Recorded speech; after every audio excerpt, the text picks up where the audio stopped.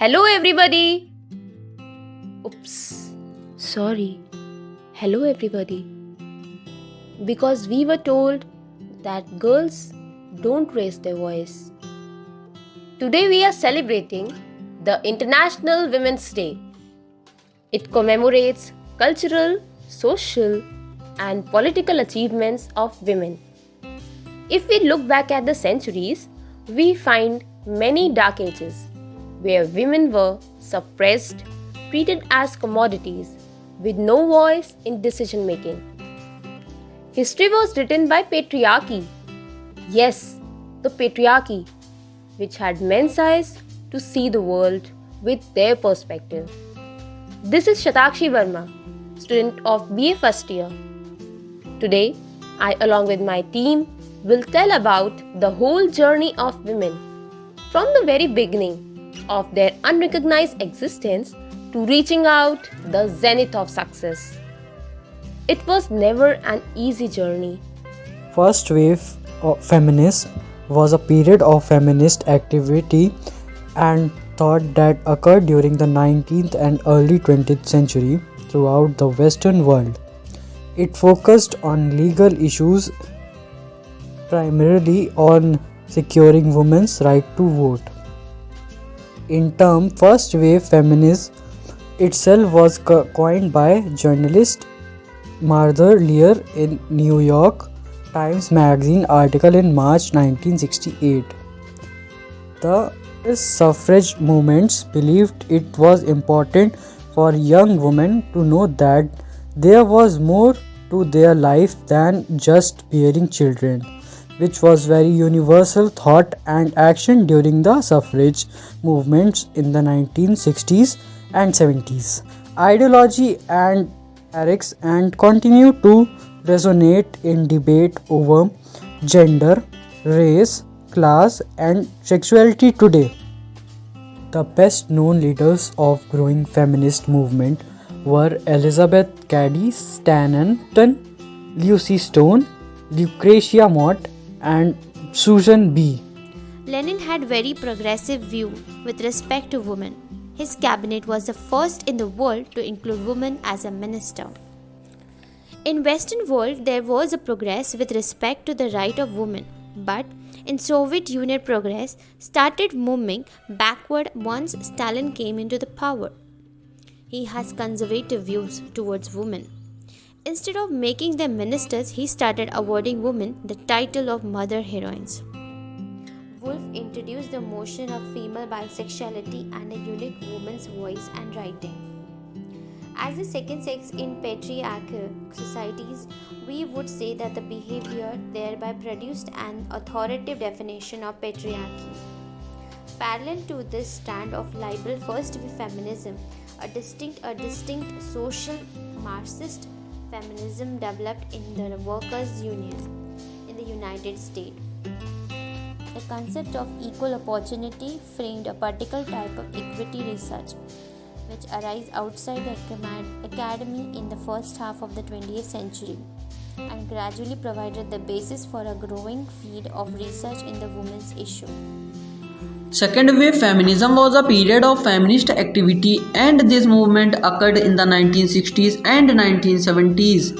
It initially started in the United States with American women and it spread soon to other Western countries.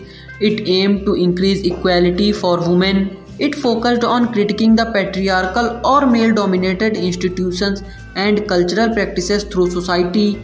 It also drew attention to the issues of domestic violence and marital rape, created rape crisis centers and women's shelters, and it brought about changes in custody laws and divorce law.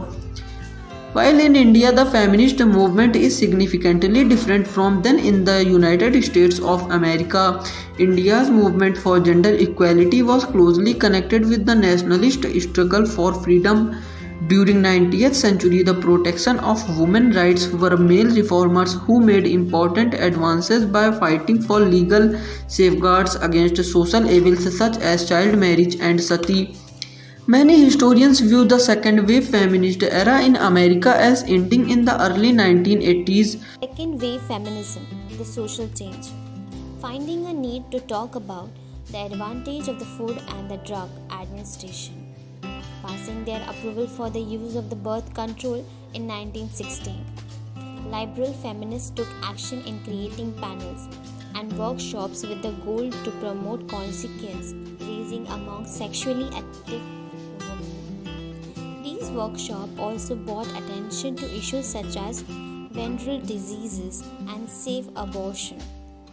Radical feminists also joined this push to raise awareness among sexually active women while supporting the free love movement of the late 1960s.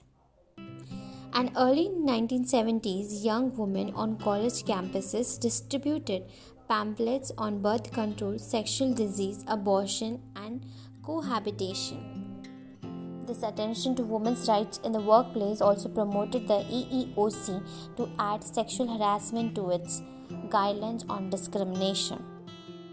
The third wave began in 1990s. The third wave primarily tried to bring in communities that were previously left out of feminist goals and recognize the intersectionality of oppression. It focused on race and gender. The third wave is different from the first and the second waves, and it spread further into pop culture and media and laid emphasis on the voice of the young. Girl bands such as Riot Girls spread messages of female empowerment. The Vagina Monologues by Eve Ensler became a national hit and expanded dialogue on violence against women. Movies and television shows impacted the narrative of the third wave. Adolescent girls became a powerful demographic in media. There were discussions on gender, body image, and sexuality.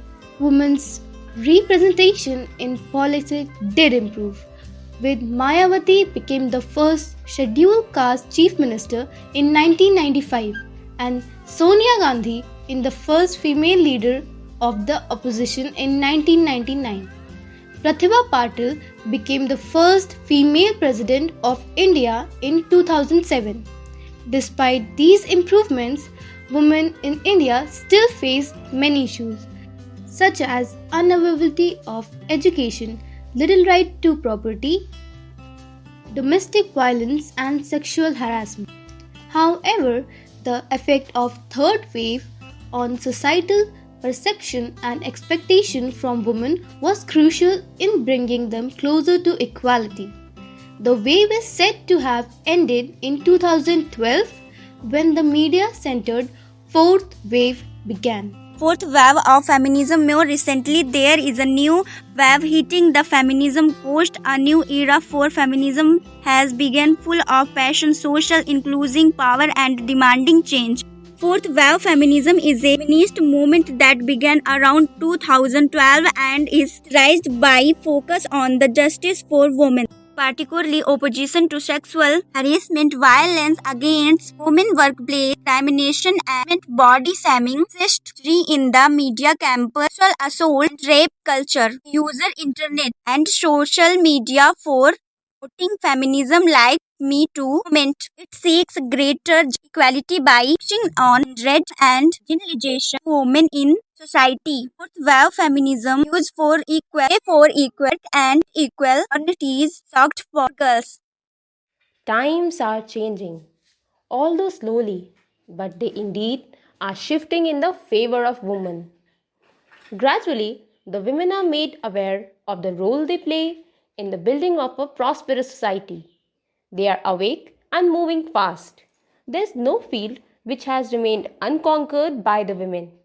They are performing even better than their male counterparts, giving them a fierce competition. They have changed from being under the veil and following the directions of a man to having a strong stand in what they believe. They are no longer considered a financial liability but have become independent. There are countless examples like Kiran Bedi, Mary Kom, Malala Yousafzai, Shashi Deshpande, Kamala Das, and the list goes on. As a kid, I was told about Jhansi Ki Rani. It is said that she was Mardani. Then why does the power still lies with men only? In Indian culture, It is said, Yatra Naryastu Pujyante, Tatra Ramante Devata. Where women are honored, there reside the gods. The wives are called Ardhangini, which means they share equal positions with men. But does this happen in reality? Let me confront some bitter truths to you. There are many places where the voice of women is still unheard. Discrimination still exists. Today, there is no place safe for women. Even the mother's womb is not safe. There are many cases in which women are tortured and brutally murdered for dowry. Domestic violence, sexual assault, gender discrimination continue to be the evils of our times. The women are objectified in media, advertisements and movies, which degrades the confidence of women. जो बीता इतने साल उन सबको गठरी में बांधकर कंधे पर चलती हूँ।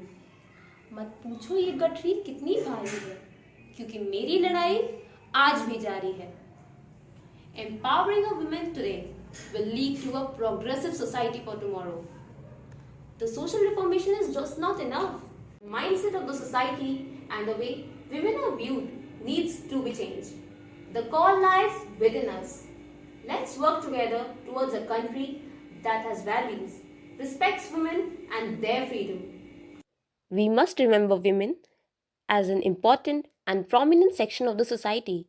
So instead of talking about patriarchy and matriarchy as separate ideologies, let's walk hand in hand as two different and irreplaceable individuals of society.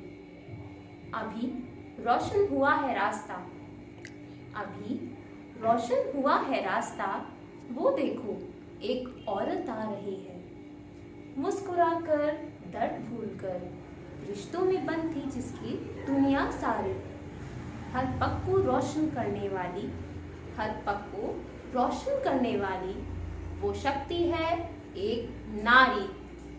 Wishing you all a very happy International Women's Day. Thank you.